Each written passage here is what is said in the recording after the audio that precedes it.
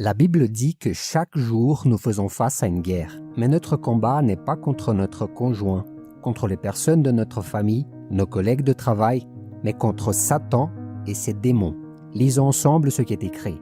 Revêtez-vous de toutes les armes de Dieu afin de pouvoir tenir ferme contre les manœuvres du diable. En effet, ce n'est pas contre l'homme que nous avons à lutter, mais contre les puissances, contre les autorités, contre les souverains de ce monde de ténèbres, contre les esprits du mal dans les lieux célestes. Cette guerre se déroule dans le monde spirituel et nous ne pouvons pas la voir, mais nous pouvons en ressentir les effets jour après jour. L'ennemi essaiera par tous les moyens de nous empêcher, vous et moi, de marcher avec Dieu. Il profitera de nos faiblesses de la chair pour essayer de nous tenter. Il se servira des gens pour nous humilier et il augmentera le poids de nos problèmes pour nous priver de notre paix. Il y a quelques années, lorsqu'une personne était victime d'une crise cardiaque, elle avait très peu de chances de survivre car elle ne savait pas ce qui lui arrivait et ignorait tous les symptômes jusqu'à ce qu'il soit trop tard. Mais avec les progrès de la médecine, ils ont commencé à identifier les signes d'alerte courants tels qu'une oppression au niveau du thorax, de la douleur au niveau du bras et de l'essoufflement. Ils ont donc commencé à reconnaître et à transmettre ces signes à d'autres personnes, ce qui a considérablement augmenté le taux de survie des victimes de crises cardiaques. Et de manière très similaire, nous les chrétiens subissons aussi des attaques, mais ce sont des attaques spirituelles. Et lorsque nous sommes attaqués par l'ennemi, il est essentiel que nous connaissions les signes d'alerte si nous voulons survivre à toutes les attaques de cette guerre quotidienne. Si vous voulez savoir quels sont ces signes d'alerte, abonnez-vous maintenant à notre chaîne et activez maintenant cette petite cloche de notification qui apparaît juste à côté. Nous laissons un grand merci aux frères et sœurs qui se sont abonnés et qui ont décidé de nous soutenir en cliquant sur le bouton « Rejoindre ». Que Dieu multiplie dans votre vie cette petite semence que vous faites dans notre travail.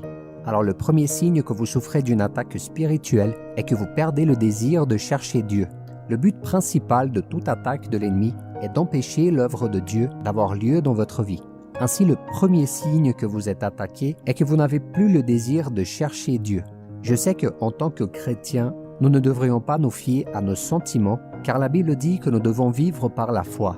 Mais il y a une différence entre les choses que nous faisons pour le Seigneur, juste par obligation, et celles que nous faisons parce que nous voulons le faire. Et lorsque nous sommes vraiment, vous savez, amoureux de la présence du Seigneur, lorsque nous aimons le Seigneur de tout notre cœur, nous prenons plaisir à accomplir son œuvre et à faire sa volonté. Et c'est exactement ce que l'ennemi va essayer de vous voler. Alors gardez un œil sur l'état de votre cœur à ce sujet-là. Le deuxième signe que vous subissez une attaque spirituelle est votre usure physique. Je sais que cela ne semble pas très spirituel, mais rappelez-vous que nous sommes esprit, âme et corps. Et si notre corps est faible, si nous nous épuisons physiquement, nous avons du mal à surveiller nos pensées qui font si partie de notre âme. Et à cause de cela, nous pouvons être affectés spirituellement aussi. Alors c'est très commun que nous recevons nos plus grandes attaques de l'ennemi juste avant de recevoir une grande bénédiction ou juste avant de recevoir une grande victoire, ou peut-être aussi juste après avoir été béni par Dieu. Faites donc attention lorsque vous traversez une très grande lutte, car cela peut être un signe certain que Dieu prépare quelque chose de grand pour vous.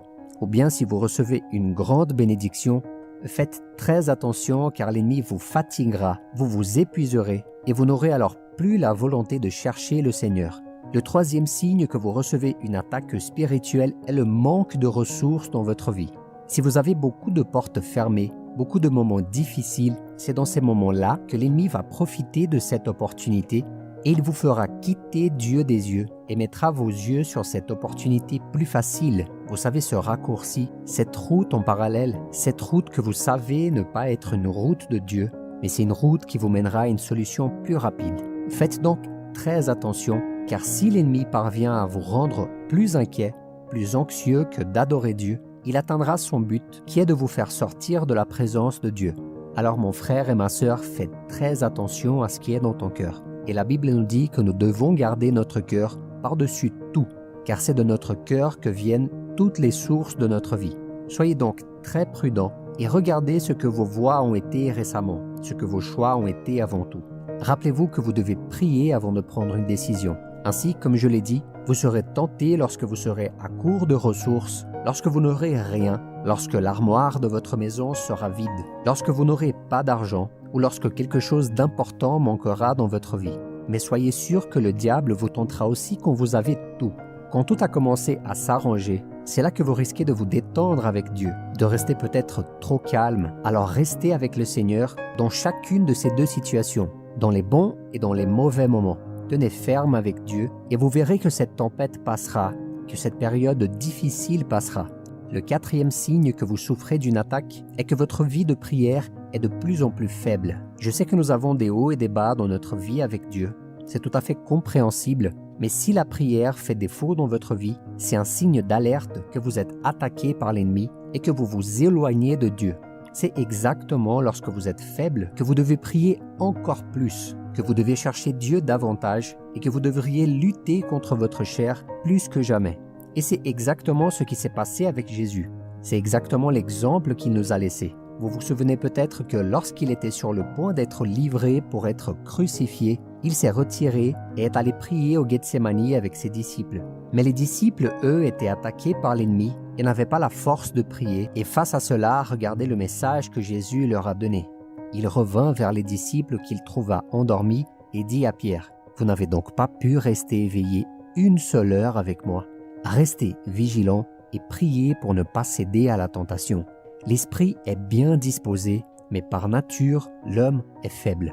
Soyez donc très vigilants quand quelqu'un vous appelle à prier. Quand quelqu'un vous demande de prier, quelle est votre réponse normalement? Est-ce que vous priez avec elle ou est-ce que vous laissez ça pour plus tard ou pour une autre occasion? Lorsque quelqu'un vous invite à une réunion de prière, soyez très attentifs car si votre vie de prière est faible, votre communion avec Dieu le sera aussi. Et l'ennemi profite de cette situation pour vous détourner des voies du Seigneur. Donc votre vie de prière est un signe d'alerte qu'il ne faut jamais ignorer. Surtout pas.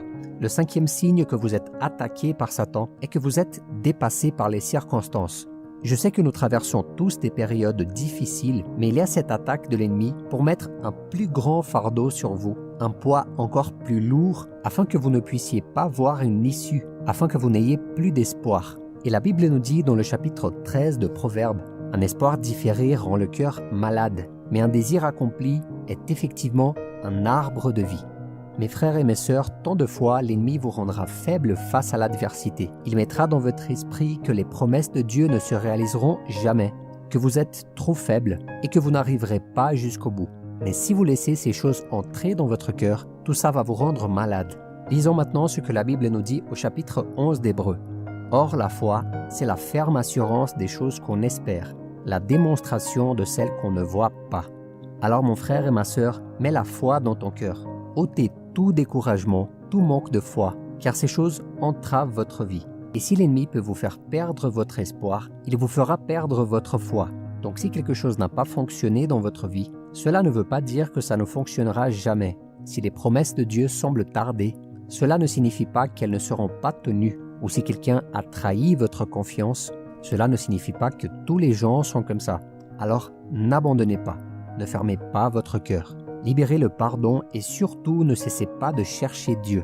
Ne laissez pas l'ennemi voler la graine de foi. Vous savez, cette graine d'espoir que le Seigneur lui-même a placée dans votre cœur. Le sixième signe que vous subissez une attaque maléfique est que vos vieilles habitudes et vos anciens péchés commencent à refaire surface dans votre vie. Souvent, vous commencez à ressentir l'envie de pratiquer ces vieilles habitudes, vous savez, ces péchés que vous aviez déjà vaincus dans le passé. Alors faites très attention quand cela se passe. Cela se produit généralement lorsque les choses deviennent difficiles et que votre chair commence à vouloir un moment de repos et un peu plus de plaisir qu'elle a l'habitude. Souvent, vous rentrez chez vous fatigué après une dure journée de travail et à ce moment-là, vous vous dites « Oh, je mérite un repos, je mérite un petit moment de loisir, un tout petit plaisir. » Mais même si vous avez ce sentiment-là, cela ne veut pas dire que vous devez vous réfugier dans le péché.